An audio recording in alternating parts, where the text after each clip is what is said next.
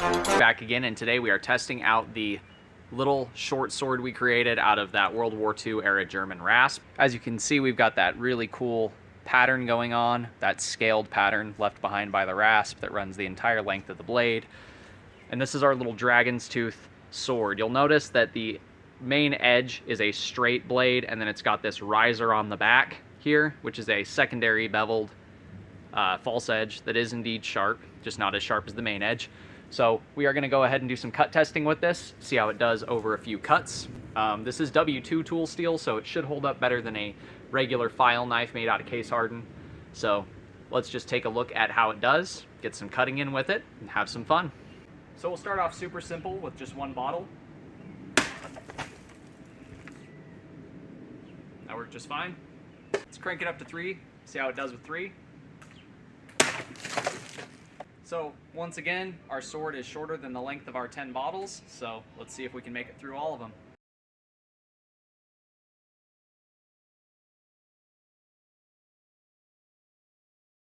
So yeah, it'll do 10 bottles just fine. Well, let's just have some fun with it, right?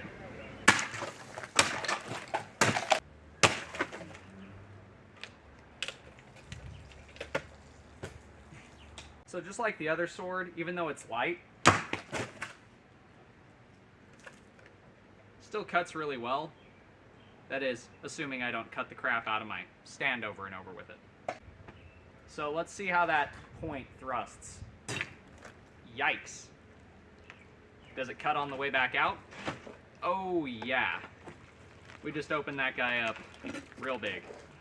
Now the thing is with rasps, most of them are case hardened garbage. This is a W2 blade, so it should be holding its edge pretty well, which it definitely is. But let's see against some really hard plastic how well that edge actually is faring right now. I'd say it's still sharp. Now I do have one milk jug, and I've only filled it halfway, so that way, if my cut sucks, it just throws the milk jug. Because I'm wanting to get better at cutting, and I'm also wanting to test my edge, so let's see if I'm able to cut this with just a little bit of water in there. Yep. Nice smooth cut. So far so good. It's holding up really respectably well. Our edge is still beautiful. No deformation to it. It's still nice and sharp. There's been no issues with it so far. If this had been a case hardened file with that mild steel core, we would have ground past any of the case hardening at this point, and we would be dealing with all kinds of edge issues at this point. So we do know this is a solid steel blade because it's able to hold its edge after heat treat, which means that that edge is in fact hardened steel. So let's get you guys some close-up slow-mo style cutting footage just so you can get a better look at how this functions before we are done testing.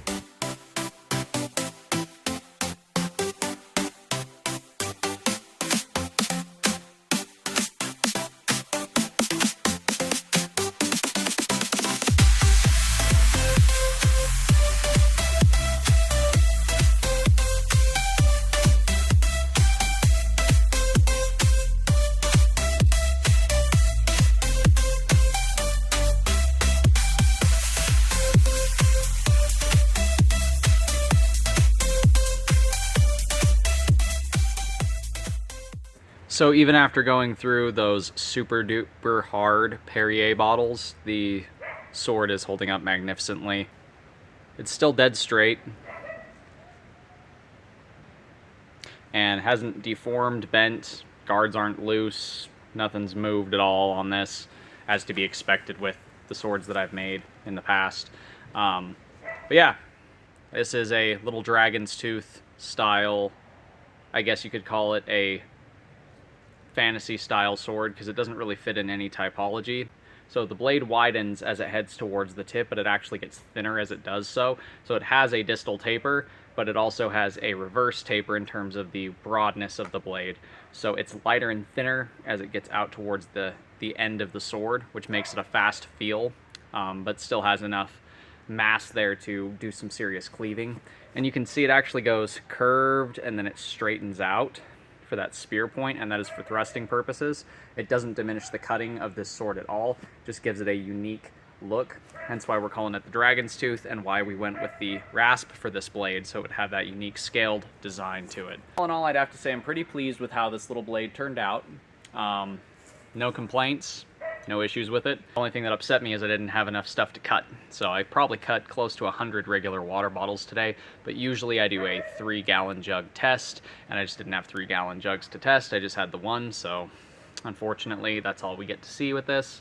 But just like every other blade I sell, this will be going up on the Etsy store, so keep your eyes peeled for when it hits the shop if it's not already sold by the time this video comes out. But this little short sword does a really good job at what it's supposed to do, and that is cut and thrust. It is a small, very close quarters, cut and thrust, aggressive fantasy style sword that is capable of cutting and withstanding some abuse.